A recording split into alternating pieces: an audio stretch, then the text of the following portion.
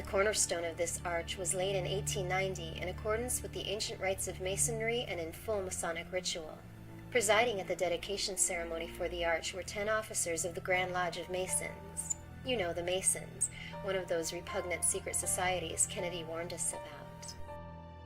The very word secrecy is repugnant in a free and open society, and we are, as a people, inherently and historically opposed to secret societies, to secret oaths, and to secret proceedings.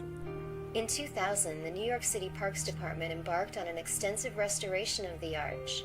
They unveiled and rededicated the arch on August 16, 2001, just 26 days before it would frame the most horrific mass murder in the history of the United States.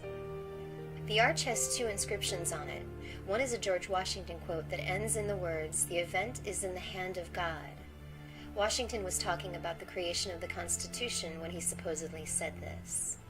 There are also 2 16-foot-tall statues of Washington on the arch. Behind the statue on the west side of the arch, a figure called Justice is holding a book directly over the statue of George Washington's head. The book says, in Latin, "Exitus acta probat," which translated means, "The outcome justifies the deed," or in other words, "The end justifies the means." What event and what deed could the Masons who erected this arch have been referring to? Here's the Washington statue on the east side of the arch, complete with something that looks like a chain leading up under Washington's cape. The view of the towers through the arch was a favorite for photographers, painters, and filmmakers. Here's a scene from When Harry Met Sally, showing the arch and the towers. Note how they're sure to show us this University of Chicago window sticker. The University of Chicago was founded by John D. Rockefeller, and it's where David Rockefeller received his PhD. To recap, the $5 bill shows the towers being built, complete with the cranes used to build them. The $10 bill shows the North Tower burning and the iconic first plane hole. The $20 bill shows the South Tower now also burning and human head-shaped objects stacked up like the doomed innocent men and women in the windows on 9/11. The 50s show the towers exploding into dust and the empty sky afterward. And the $100 bill shows the water plume of the new, arbitrarily moved for no apparent good reason and at tremendous expense, fountain in Washington Square Park. All framed by the Washington Square Arch, with its cryptic inscriptions, Masonic roots, and statue of our first president and father of our country with what looks like a chain on his leg. Could this arch have been built to frame a liberty-destroying false flag like 9/11? Since it was erected in the late 1800s, this might seem like a ridiculously long time to wait for the event that justifies the deed, but maybe the event was supposed to happen much earlier. In fact, in the early 1900s, some unidentified, extremely affluent financier approached famous Spanish architect Antoni Gaudí to design a hotel to be built in Lower Manhattan. Gaudí's Gothic-inspired creation would have had at least one 1,100-foot-tall tower. For unknown reasons, the plans fell through. Gaudí, a religious man, abandoned all of his secular work and cloistered himself inside the workshop of La Sagrada Familia. Turns out, Gaudí's Gothic hotel would have been built on the exact spot where the Twin Towers, with their Gothic-inspired exteriors, would be built in the late 1960s thanks to good old David. Could the mysterious, extremely affluent financier have been John D. Rockefeller? Could the plan have been put on hold because the richest man in history had also become the most hated man in America? Ida Tarbell's book and character study exposing his evil turned public and political opinion against him.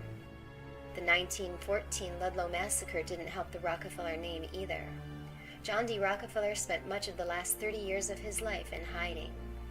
On page 4 of his 2002 autobiography entitled Memoirs, David writes of how pleased he is that people close to his grandfather say that he is the grandchild most like him, and that he was very much his grandfather's favorite.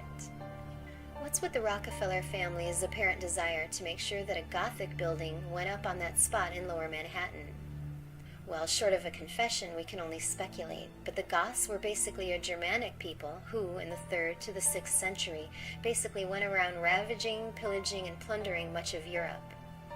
When they conquered Rome, they destroyed the ancient buildings and built new Gothic structures. The 2006 New York Sun article entitled American Gothic is about John D. Rockefeller's love of Gothic architecture. Rockefeller financed the Gothic Riverside Church and the Gothic Central Presbyterian Church, both in New York. And there are many Gothic buildings on the campus of his University of Chicago, including the Rockefeller Memorial Chapel. The Rockefellers are of Germanic lineage. They came to America from Germany in the early 1700s. Are they descendants of the Goths or Visigoths? Do they feel that they're completing the work of their ancestors? Is their goal to destroy the American Empire just as the Goths destroyed the Roman Empire? On page 55 of Divided We Stand, a biography of the WTC published in 1999, the author seems to make that connection. He's writing about the decision to build the towers, and he actually compares it to the Visigothic armies closing in on Rome. Here's page 405 of David's book Memoirs again. Here he admits that he's proud to be part of a secret cabal working against the best interests of the U.S. The horrors of 9/11/2001 happened inside two 1,300-foot death traps that David is responsible for building. Has there ever been an event that worked more against the best interests of the U.S. than 9/11? I actually was there and saw the building collapse. This family made their fortune here, then set to work using that money and the power that it brings against the rest of us. They covertly control everything that matters: education, medicine, our politicians, our military and economic systems, and our media. In the words of John D. Rockefeller himself, competition is a sin. They already have all the money they could ever want.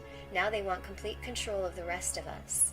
False flags like 9/11 and their mass shootings are designed to make us give up all of our rights and take away our means of defending ourselves.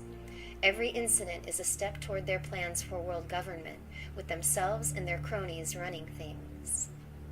Unfortunately, the story of the pictures on the money doesn't end here either. A new $100 bill is due to be released on October 8th of 2013, and they've made major changes to the picture of Independence Hall. Remember, this is the building that underwent the smallest amount of change on the 1996 series. Now the building is being shown from the completely opposite side, the north instead of the south. This bill hasn't been released yet, but an image editing program can tell us what it's going to look like folded. The well-defined arch is gone, and we see an object that resembles a torch, with a puff of fire or smoke emanating from the top. NYU, where the Washington Square Arch resides, has a torch as its symbol, but this torch actually bears a much stronger resemblance to the Marathon torch built for the 1928 Olympic Games and located in Amsterdam. It held the first Olympic flame ever lit during the Olympic Games. If this is the Marathon torch in Amsterdam, it's also important to note that the recent Boston false flag happened right in front of a store called Marathon Place, and New York was called New Amsterdam in the 17th century. Are they giving us a clue about the next false flag? This guy knows, but he's not talking. He's the main person behind the events of 9/11 and the only person on the planet whose name is all over those buildings and who could have put those images on the money, yet he still walks the streets of New York like a damn celebrity and is bowed down to and honored by those who propose to rule us. Let's put a stop to his reign of terror on behalf of the almost 3,000 people he killed on 9/11 and on behalf of the billions of others that have perished due to him and his family. This is the only way, in the words of John F. Kennedy himself, Man will be what he was born to be, free and independent.